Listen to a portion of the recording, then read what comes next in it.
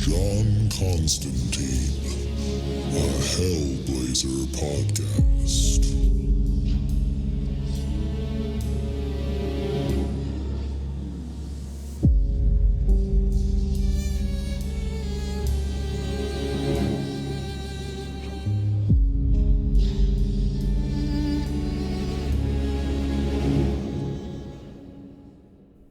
Hey there, everybody, and welcome back to John Constantine, a Hellblazer podcast.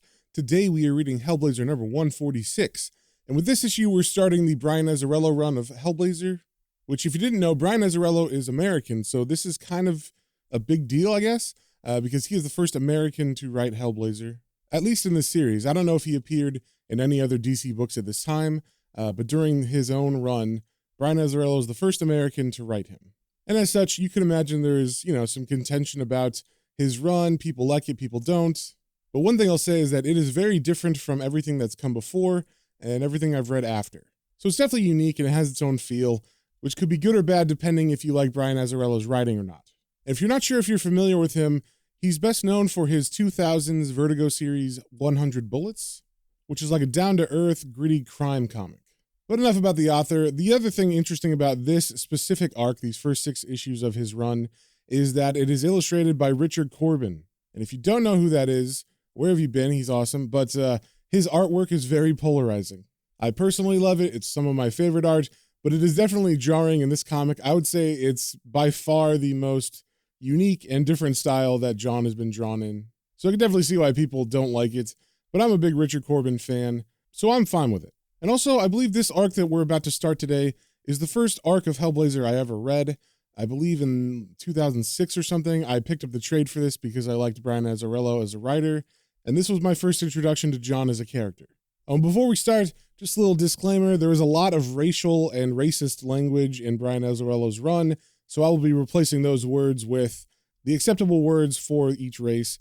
And also, some people have like an accent or, I guess, what you'd think of stereotypically as like, this is the way black people talk if they're in gangs and whatnot. So I'm going to read it as is, but just like every other accent, I'm going to do my best to not be disrespectful, but just know that I am reading it as is written. So without further ado, let's get into it. First things first, we got the cover. In the background, there are jail cell bars, and we get 3 long horizontal panels over those bars. And in the top one, we see John, who looks to be incarcerated in a prison cell, and he's staring out at us with a cigarette in his mouth. And unlike normal, he is just wearing an undershirt, of course, because he can't wear his, full trench coat and everything in prison. Then the middle panel of these 3 has some crushed, unsmoked cigarettes on the ground. And then the third panel on the bottom, we see the prison walls with barbed wire on top, and there is a guard tower at the front gate, and we see a man with a gun in silhouette waiting up there. And as I said in my intro, this is written by Brian Azzarello with art by Richard Corbin. And as we turn to the first page, we get some panels of the prison yard where prisoners are just standing around hanging out. Some of them are working out, lifting weights. There are some guys dealing drugs. And these panels of the yard are intercut with panels from inside the prison, I think specifically in one man's cell. That guy is a white man with shaggy reddish hair, and he is narrating this section. In the first panel, we see him. He's looking over his shoulder nervously as if someone just walked into his bunk, and we see the shadow of someone else kind of ominous behind him. And his narration says, "Don't judge me." Then we see that same man who looks like he's in pain now. His eyes are closed, and from the shadow of the man behind him that we can see, it looks like a man is having sex with him. And he narrates, "Don't you fucking judge me." Then we get a panel of the man who is having sex with the guy who's narrating, and we see it is a black inmate, and we get a face of him climaxing. And the white guy's narration continues saying, "You have no idea what it's like. No fucking idea." Then we get a pulled out panel of the area that we're at, and it is a cell. And we see the white guy just holding onto his pillow like he's definitely been violated and did not want that to happen to him. And his narration says, "I'm 5'8", 130 pounds. Like I had a choice." And we see the black prisoner sit up and he says, "You stay there, bitch." And the white guy says, "I gotta take a shit, Trailer." And Trailer snaps back, "Fuck you." Then Trailer stands up and he goes to use the toilet. Now, if you don't know what American prison cells look like, then I'll describe the one drawn here. It's about an 8 foot by 8 foot box that has concrete walls and floors, and of course bars in the front. There is a bunk bed, so 2 people share this room. There's a toilet right next to the bed and a sink right next to that. And then there's like a shelf that you could put stuff on top of on the opposite wall from the bed. And above that, there's a bunch of pictures of naked women on the walls. So Trailer stands up and he begins to pee into the toilets, and he's completely naked except for his socks. So I'll describe him. He is a very, very large black guy, very muscular, as opposed to the white guy that's been narrating, who is pretty skinny, like he said. And as Trailer urinates in the toilet, we see the white guy looking out from the bottom bunk, and he's kind of staring at us as his narration continues with the idea that he didn't have a choice, saying, "Well, that's not really true. I suppose I could have chosen to go it alone. That would have meant being gang raped, or worse, over and over again. All my teeth knocked out, 'cause gums slide a whole lot better, and beaten till my ass hemorrhaged, and I choked to death on my own blood. And that's if I was lucky. Instead, I chose to become Trailer's punk, his property. I do anything he wants, and he hates me for it. Everyone hates me for it. The other cons, the guards, all of them. I'm weak, and that's the worst thing you can be here. Hell, I hate myself too, but I'm alive. I'm alive." Then we see Trailer finish up urinating, and as he's walking out of the cell, he says to the white guy, "Go ahead and take your shit." Then he walks out onto the cell block, and we see he is on the second floor of this block. And if you don't know what a cell block looks like, it's a big room that has a bunch of cells on each wall. And this one is 2-story, like I said, so there's 2 floors of that. And then in the middle, there's like an open area. And it seems like people can just kind of freely go in and out of their cells as they like here. So as Trailer walks out of the cell and onto the second floor of this cell block, we see another muscular black guy waiting outside the cell.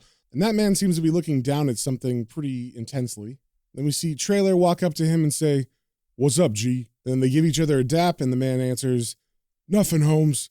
Check it. Fresh meat." Then we see Trailer go to the railing and look over, and we see a man walking in, but we don't see his face. And he says, "Damn, what do you think his story is?" And the big guy he's talking to says, "Don't know, but here he is, so it ain't no good." And Trailer replies, "Yeah? Well, that boy don't look like no man with friends. And in this shithole, one thing you damn well need is friends." Then we see the white guy that was narrating earlier walking out of the cell, putting on his clothes, and he looks over the railing to see what Trailer's talking about. And the man that Trailer's talking to kind of laughs as he sees this, and he points to the skinny white guy and says, "Careful, Trey. Y'all don't want to make your wife Candy jealous and shit." And Trey looks over at Candy and says, "Fuck Candy." And of course, Candy can't really say anything. He just has to stand there and take it. And as we turn the page, we get a full page splash of who they're bringing into the cell block. And we see that it is John Constantine. And Candy's narration says, "Fuck Candy. 2 words I've heard 1,000,000 times over. But that was the first time I liked how it sounded.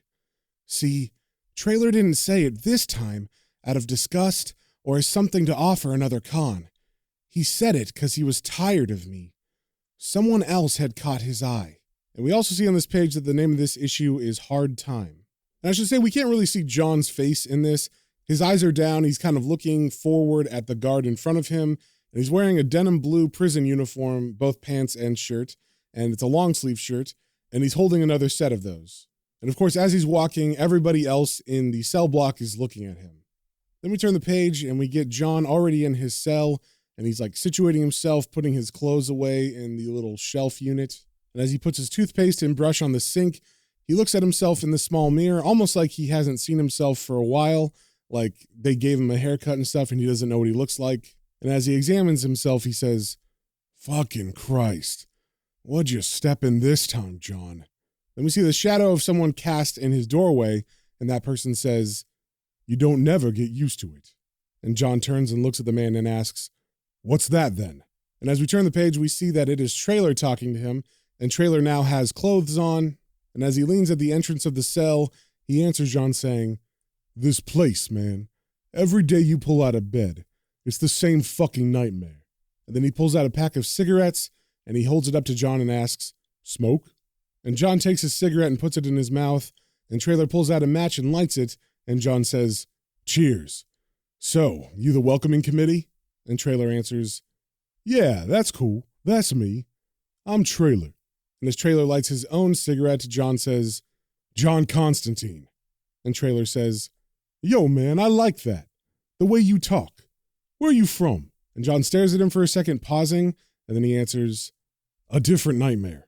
And Trailer kind of makes himself a little bit more comfortable and enters the cell fully, and he walks over to John's bunk bed and he leans against the top bunk and he says, "So what's your bit?" And John doesn't know what that means and he asks, "Me bit?" And Trailer clarifies, "Yo term, man. How long you got?" And John answers, 35 years. And this surprises Trailer and he says, "Damn, that's hardcore. You mind me asking what for?" And then John looks at himself in the mirror and says, "Me, Squire? I'm innocent." And then he takes a long drag of his cigarette and Trailer says, "Yeah? It's funny. You don't look innocent." Then John throws the cigarette butt on the ground and stamps it out with his foot, and he answers, "That's always been me problem now." Then Trailer reaches into his shirt pocket and he pulls out another pack of cigarettes and he says, "Yo, I sure do like the way you talk. It's classy. Another?" Then he opens the pack to give John a cigarette, but there's no more in there, and he says with a smile on his face, "Oh shit, I'm cashed. Come on with me back to my house.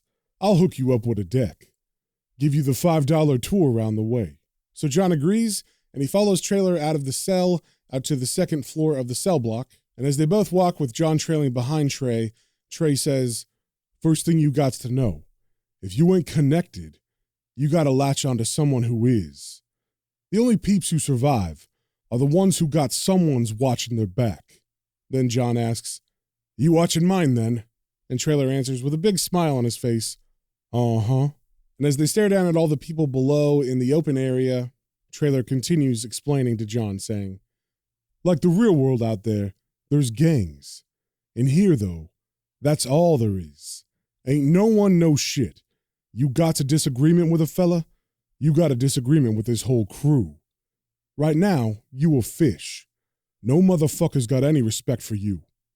You gonna be fucked with." And then John chimes in, "Unless I've got my back covered." And Trailer replies, "Uh-huh." And as they're walking through this area looking at people, Trailer starts pointing at specific gangs to identify them to John. In the first panel, we see him point at some black guys that are wearing red bandanas, and Trailer says to John, "Over there's the Bloods. Them be real large in here. Crips, too." Then he points at some white guys that have a lot of white power and Nazi tattoos, and Trailer continues saying, "Them Peckerwoods, the Aryan brothers. They's a pussy crew, real paranoid. So's they mean. Most of them just chicken shit white boys who hooked up because they had no other set to hang with. Join the white gang with all the swastikas and shit. Figures it makes them tough." And John chimes in, "That's how it went the first time, too." I assume he's referring to like World War II and how the Nazis thought they were tough. Then Trailer points at some other white guys that all have mustaches and they have slicked back hair and they're all talking with their hands. And Trailer says, "See them? They the wise guys. Anything you want, they got. But it costs, man. They own the pigs, who be the most fucked up crew of all. They're here voluntarily." Then he points at another group of white guys who look a little bit more rough than the Aryan Brotherhood as far as they just got like shaggy hair and a lot more tattoos that aren't necessarily racial. And he says, "Over by that corner, that's where the bikers chill. They all be bugging, man. Steer clear of them boys. They like to fight. Just for fun." Then he points at a group of black people and he says, "There, that's the Muslims. They hate yo fucking white ass, but they don't mess with you. Too damn busy being angry.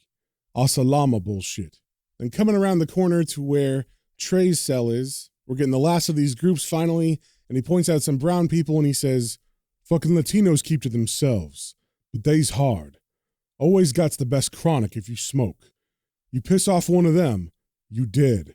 And then with a smile on his face, John asks, "What about the Asians?" And Trey answers, "Ain't no Asians." Then we get the last group of people finally that Trey is explaining to John, and he points to one of the cells next to his and says, "And the lifers, they don't care about shit." And then we get like a zoom in panel of the head of the lifers, and Trey continues, "Especially Stark. Like the rest of them, he here till he die. Killing you won't make his stay any longer. Know what I'm saying? Then finally, they get to Trey's cell, and he points to the door, welcoming John in and says, "Here we are." And as they walk in, we see Candy reading on the bottom bunk, and Trey says to him, "Get the fuck outside, Candy." And Candy obeys without protest, and as he walks by John, John kind of looks at him, but Candy is not staring at him in the eyes. Then Trey pulls out a box of cigarettes and throws it to John, and John says, "Cheers, mate." And Trey replies, "Ain't no nothing. You can pay me back when you get yours from commissary."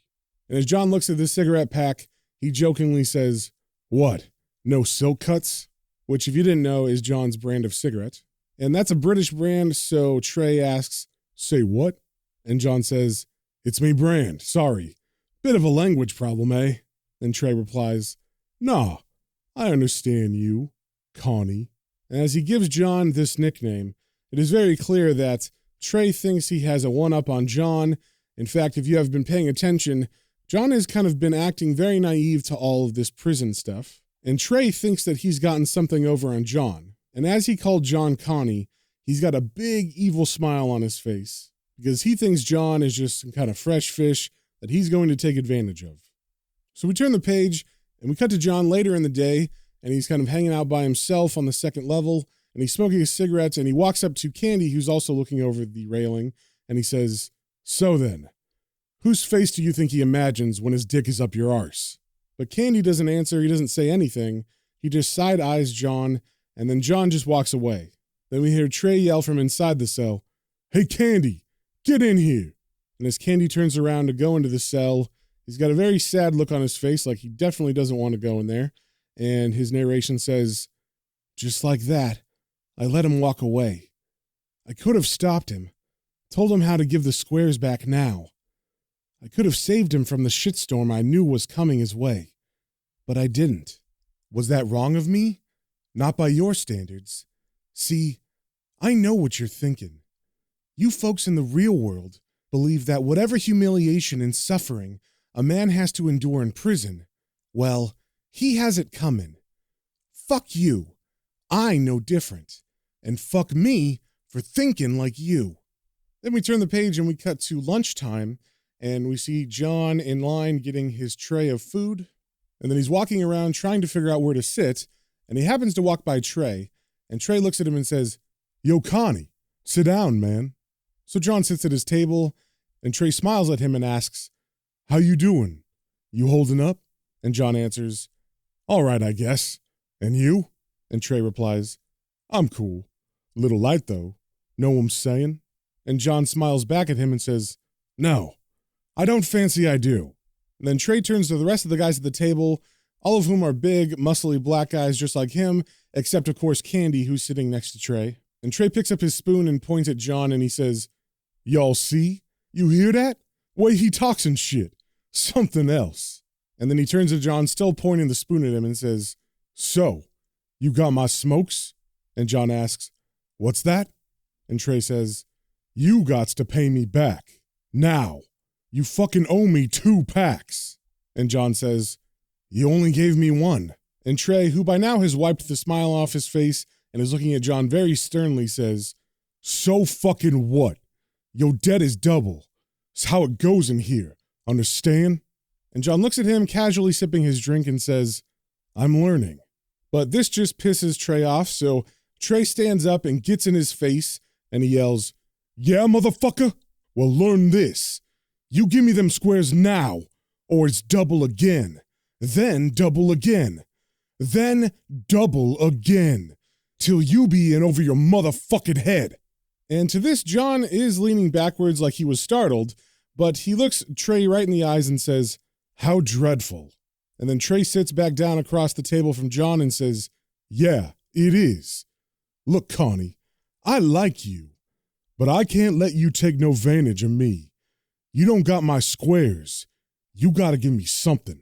And we see in this panel, as he says that last line, he has a very hungry look in his eyes because he thinks John is now going to give him his body in payment. We also see that Candy next to him has a kind of smirk on his face. He seems to be enjoying this just a little bit. And then John plays like he realizes what's going on finally, and he looks at the table and says, "So that's what this is about then." Then one of the other guys at the table says, No, Fish. This is about respect. And Trey says to that man, chill, bro. Just chill. And then he turns to John and says, come on, Connie. You owe.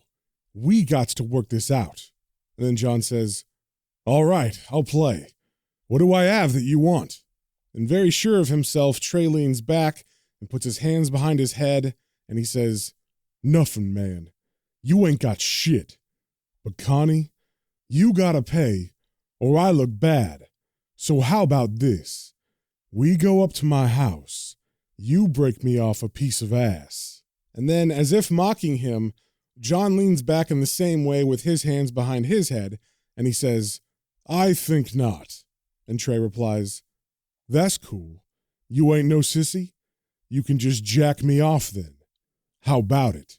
And then John looks up, and he thinks for a second, and then he leans forward and says, how about this? I smoked me last before supper, and I fancy another. Give us a pack. And then Trey leans forward to meet John right in the middle of the table, and behind them, staring at each other, we see all the other guys at the table looking to see what Trey is going to do. And Trey looks at John and says, can't, bitch. It's rules. Not till we square. My boys, though. Then we see all of the guys that were watching them at the table pull out packs of cigarettes and hand them over to John. But John only takes one of the packs, and as he holds it in his hand, one of the guys at the table says, you best study hard what you about to be doing. And John looks at the four guys holding out cigarette packs, and he says, right you are, Squire.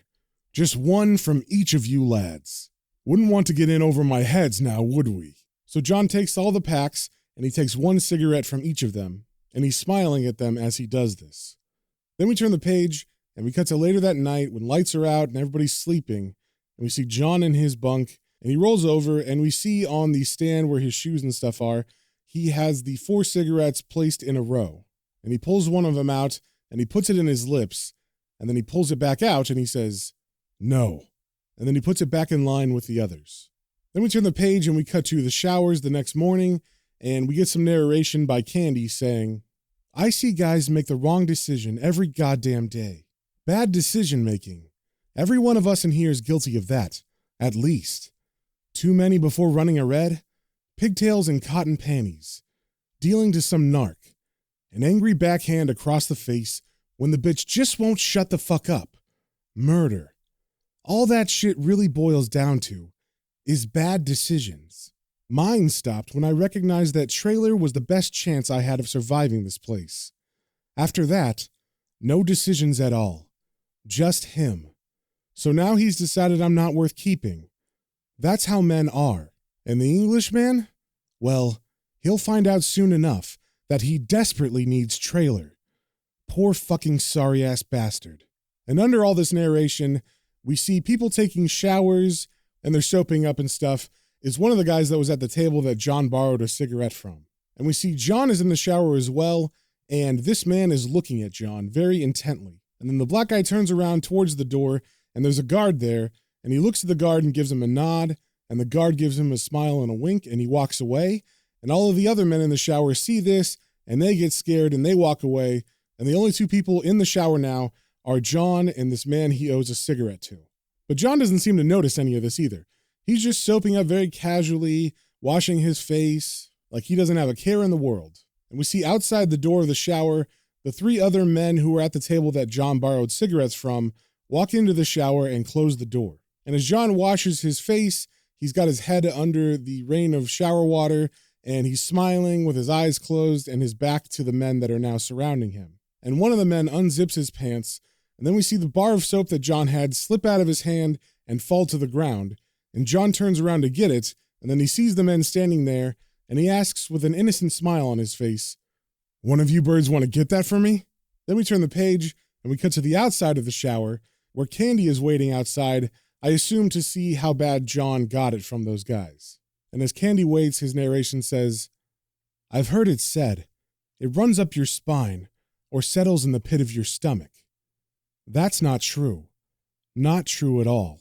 And then the door opens suddenly, and Candy looks in surprise as John walks out like nothing happened with a towel wrapped around his waist, and then he reaches down on the ground where one of those men that went in the shower had thrown a cigarette butt that is still smoking, and he picks it up off the ground, and he looks Candy right in the eyes with a smile and says, "Do us a favor, love. Tell Trailer we're all out of fags." And then he walks past Candy, smoking the rest of the cigarette butt that he picked up from the ground. And Candy looks very surprised. He can't believe what he just saw. And as he watches John walk away back to the cell block, his narration says, "Look at any dumb animal for all the proof you need. They tuck their tails, try to hide it. Fear. It seizes you in the asshole." And then Candy quickly turns back around and rushes to the showers to see what happened to Trey's guys. And as he stares in horror at what we can't see yet, his narration continues saying, "It grabs you and pinches and lets you know you have absolutely no fucking control of anything before it lets you go and the shit spills down your legs and you smell how vulnerable you really fucking are." Then we get a panel of John going back to his cell, and he's staring at the area where the 4 cigarettes were last night, except now there are burn marks, like they have completely burned up, and I believe this is because John did a spell, and since each cigarette was from a specific person, he was able to use them in a spell to affect the person that they belonged to initially. Then we turn the page and we see what Candy is seeing in the shower, and all 4 men are crying in pain and holding their faces, and there's blood and maybe shit all over the ground, and each man seems to be in pain like his insides are being torn up. And over this last image, Candy's narration finishes talking about the smell of vulnerability, saying, "That's all I can smell now. Because of him, the devil, come to hell." And that, my friends, is the first issue of the Brian Azzarello run of Hellblazer. Hope you guys enjoyed it. And we could definitely tell from this first issue that he is not pulling any punches. There's definitely going to be a lot of violence and offensive language in this run. So we got that to look forward to. And we also get to see in the next issue what the hell is going to happen to John. Is he going to take over this prison or something with his magic? We'll have to find out. So if you guys have any comments, questions, or suggestions, you can email me at planestrains and comicbooks, all one word, @gmail.com. And we will see you on the next one.